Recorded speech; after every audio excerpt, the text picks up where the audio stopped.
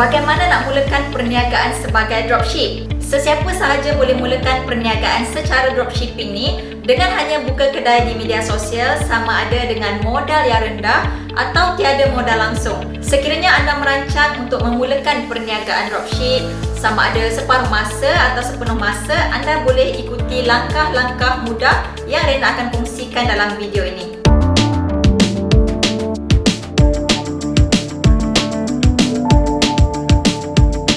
Hai, nama saya Rena Muhammad Nur dan saya akan berkongsi dengan anda ilmu marketing asas untuk usahawan muda yang baru melibatkan diri dalam perniagaan, terutama perniagaan atas talian. Tak kisahlah anda berniaga produk sendiri atau menjual produk orang lain, dropship, ejen dan sebagainya, anda harus tahu strategi pemasaran yang berkesan supaya anda lebih yakin dengan bisnes yang anda buat. Untuk video ni sebenarnya Rena nak menjawab satu pertanyaan dari email yang Rena dapat. Emailnya datang dari pengirim yang bernama Zul Nizamri Ajamai. Hai Puan Rena, saya Zul. Saya ada nampak video Puan di YouTube tentang buat dropshipping ni. Saya tidak pernah belajar pasal dropship ni. Boleh buat bagi saya tips apa yang saya patut belajar dahulu? Baik, Rena cuba jawab dan terangkan serba sedikit tentang perniagaan sebagai dropship ni. Memulakan perniagaan dropship adalah salah satu kaedah termudah untuk menjana pendapatan melalui internet. Bagaimana nak mula perniagaan sebagai dropship? Pertama, pilih bidang dropshipping yang menguntungkan. Kedua, cari supplier produk yang boleh dipercayai. Ketiga, pilih platform penjualan yang tepat untuk anda buat marketing. Dan yang keempat, laksanakan strategi untuk dapat pelanggan. Tapi sebelum tu, anda perlu tahu apa itu perniagaan secara dropshipping ni. Perniagaan dropshipping adalah di mana anda menjual produk kepada pelanggan anda tanpa menyimpan sebarang stok. Seorang pelanggan membeli barang dari kedai anda dengan harga runcit, anda kemudian hantar pesanan tersebut kepada supplier yang anda bayar dengan harga borong. Setelah supplier anda terima pesanan, mereka menghantar barang tersebut terus kepada pelanggan dengan nama perniagaan anda dan anda akan dapat margin keuntungan sebagai dropship. Apa yang harus anda lakukan hanyalah cari pelanggan. Bagaimana dropshipping berfungsi? Dropshipping adalah kaedah pengurusan rantaian bekalan di mana anda tidak perlu menyimpan stok, tetapi anda hanya transfer pesanan pelanggan dan detail penghantaran kepada supplier produk tersebut, dan kemudian supplier akan menghantar barang secara langsung kepada pelanggan. Dalam istilah yang lebih mudah, dropshipping ni berfungsi seperti seorang pelanggan membeli barang dari kedai anda dengan harga runcit, kemudian anda menghantar pesanan tersebut kepada supplier produk dan anda hanya membayar harga borong. Seterusnya, pembekal ataupun supplier menghantar barang tersebut terus kepada pelanggan dengan menggunakan nama perniagaan anda. Ini bermakna anda tidak perlu membeli dan juga menyimpan stok. Jadi, ia juga dapat kurangkan risiko anda keluarkan modal untuk beli secara bukal atau risiko tidak dapat menjual ke semua stok tersebut. Inilah sebabnya mengapa perniagaan dropshipping sangat popular di kalangan usahawan muda yang baru berjinak-jinak dalam dunia perniagaan.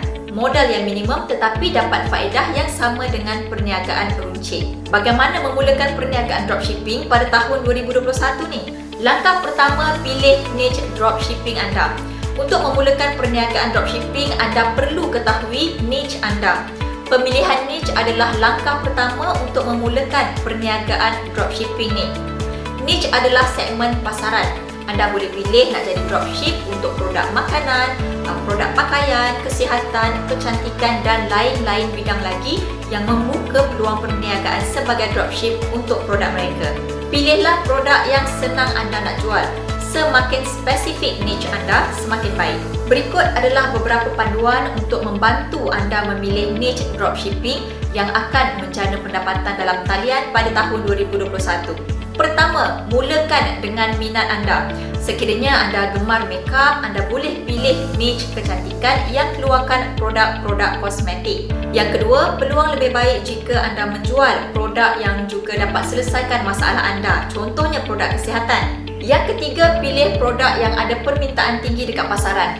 Anda boleh gunakan Google Trend untuk ketahui sama ada produk tersebut ramai orang cari atau biasa-biasa je produk tu. Yang keempat, pastikan niche yang anda pilih membawa keuntungan. Tujuan anda berniaga adalah untuk menjana pendapatan, betul tak? Oleh itu, anda perlu semak keuntungan produk yang anda jual.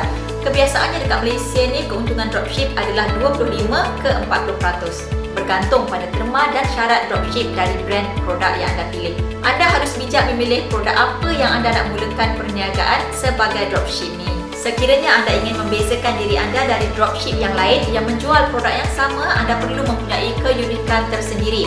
Anda perlu mencari jalan untuk menjadi lebih baik dari segi pemasaran supaya anda dapat membuat lebih banyak jualan daripada apa yang mereka lakukan. Tapi, macam mana nak buat? Pertama, kenal pasti pesaing anda. Analisis cara pemasaran mereka, bagaimana mereka membuat senarai produk di platform jualan mereka. Macam mana gambar produk yang mereka upload? Copywriting bagaimana yang mereka gunakan. Jangan tiru tapi cari cara untuk menjadikannya lebih baik.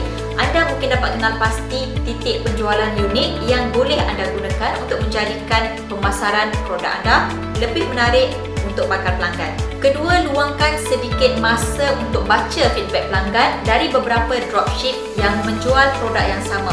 Perhatikan apa yang disukai pelanggan dan apa yang mereka keluhkan sehingga anda dapat memperbaiki pendekatan anda terhadap perkhidmatan pelanggan. Langkah keempat, memilih platform penjualan.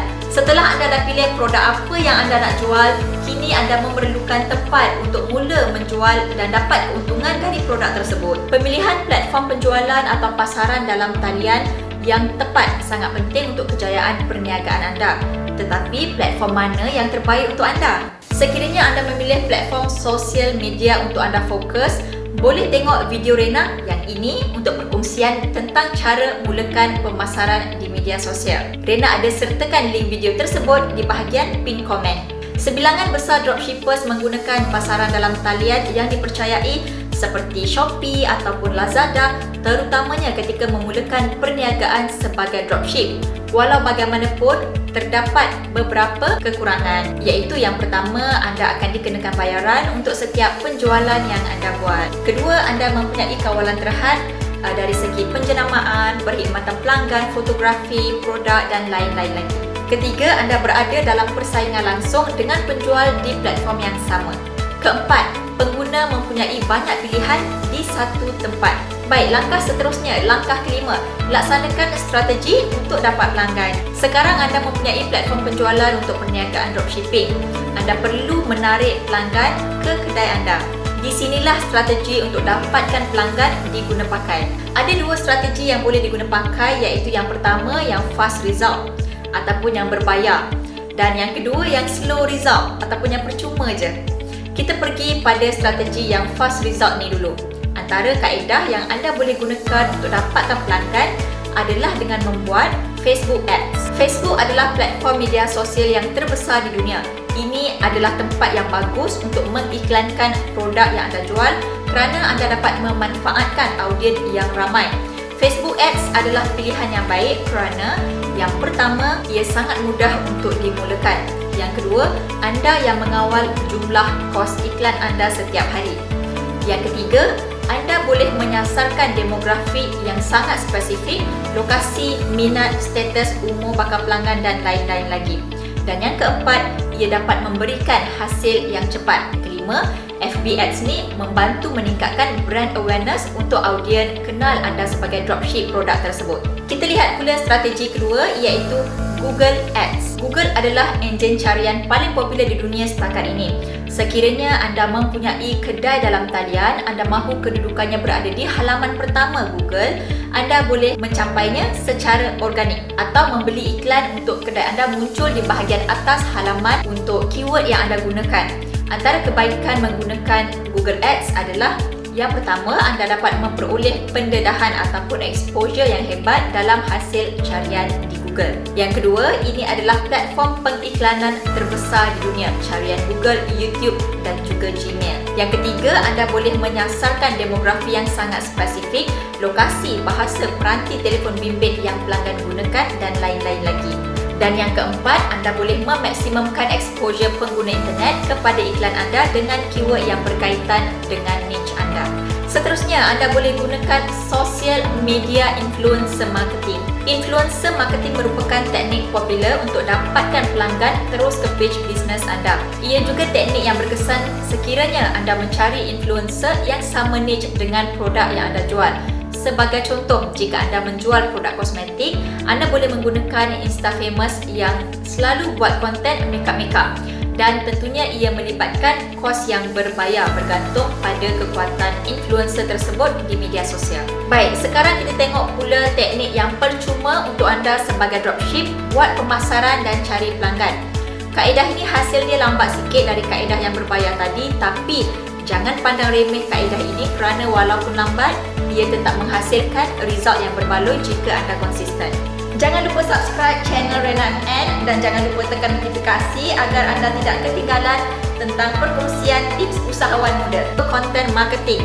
Teknik buat content marketing ni bukanlah iklan yang direct ya. Ia lebih pada penceritaan bersahaja tentang apa sahaja tapi boleh kaitkan produk yang anda jual dalam konten tersebut. Audien akan tertarik dengan konten-konten bersahaja tersebut dan seterusnya. Anda boleh tukar mereka menjadi pelanggan anda. Content marketing ni ambil masa, tetapi jika anda konsisten, ia tetap menghasilkan result yang sangat berbaloi. Seterusnya, social media marketing. Facebook, Instagram, Twitter, LinkedIn, TikTok. Pada masa ni, hampir semua perniagaan dan organisasi menggunakan platform sosial media ini. Pilih satu dan konsisten buat konten dan akhirnya anda dapat membina follower anda sendiri yang kemudian anda boleh ubah mereka menjadi pelanggan. Rena tak perlu terangkan lebih detail untuk poin ini sebab Rena dah terangkan semuanya dalam video cara mulakan pemasaran di media sosial sebelum ini. Baik, sekarang anda mesti dah bersedia untuk memulakan perniagaan anda sebagai dropship. Jangan risau, selagi anda ikut beberapa tips berikut, anda akan berjaya menjalankan perniagaan sebagai dropship. Pertama, kemas kini laman media sosial anda. Buat konten yang berkualiti untuk tarik trafik ke page bisnes anda. Yang kedua, jaga hubungan anda dengan supplier produk yang anda pilih. Yang ketiga, jaga engagement anda dengan audien anda. Reply setiap pertanyaan mereka, komen, DM dan messenger. Keempat, sentiasa update media sosial anda. Perincikan iklan anda, buat kontes dan promosikan produk yang anda jual setiap hari. Okey, itu sahaja perkongsian Rena untuk video kali ini. Rena harap anda dapat sesuatu yang bermanfaat mengenai cara memulakan perniagaan dropshipping. Adakah anda baru memulakan perniagaan sebagai dropship? Letak nama page bisnes anda di ruangan komen. Rena akan naikkan salah satu page bisnes yang terpilih pada video yang akan datang. Sekiranya anda rasa video ini memberi inspirasi untuk anda memulakan perniagaan sebagai dropship atau anda ada kawan yang mahu memulakan dropshipping, jangan lupa untuk kongsikan video ini dengan rakan usahawan anda.